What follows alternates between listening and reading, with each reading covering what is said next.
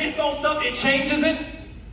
If I'm not going to do this, Zach, relax. If I'm going to light up this stage right now on fire, in 5 minutes, will that change? Will that stage look different?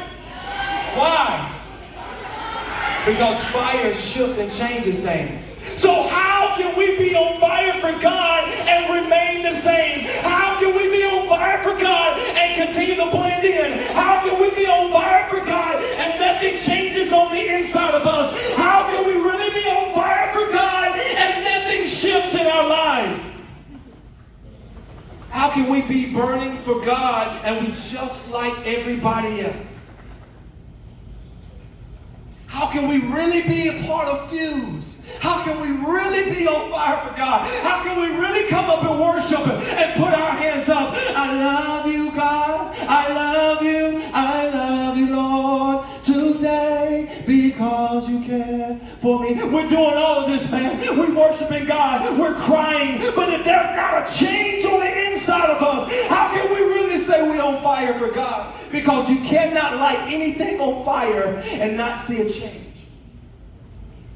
When are we as a generation for Jesus Christ is going to begin to change some things in our life? Say, no, I'm not going to talk like everybody else. I'm going to burn, baby, burn. I'm not going to curse like everybody else. I'm going to burn, baby, burn. I'm not going to fornicate like everybody else. I'm going to burn for Jesus Christ. I'm not going to do the things like everybody else. I don't care if everybody says smoking weed is fun. I will not contaminate my body. You know why? Because fire brings change. And I decided to be a change maker for Jesus Christ. Look at your neighbor one more time. This is almost the last time. Look at him and say, burn, baby, burn.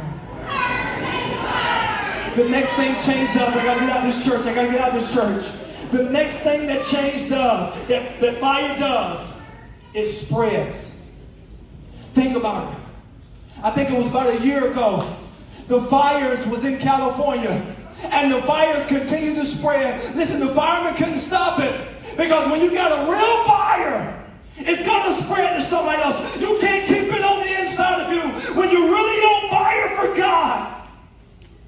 I'm radical, man, because y'all don't know what I've been through as teenagers. My love as a teenager, my love for Jesus Christ, my desire to burn for Jesus Christ is the reason I'm here today. When those suicidal thoughts came to my head, when I was leaving the scene, I was fleeing the scene of the tragic, the most tragic, the worst mistake I've ever made in my life. And I began to press the pedal to the metal, and I began to drive fast as I could toward a pole.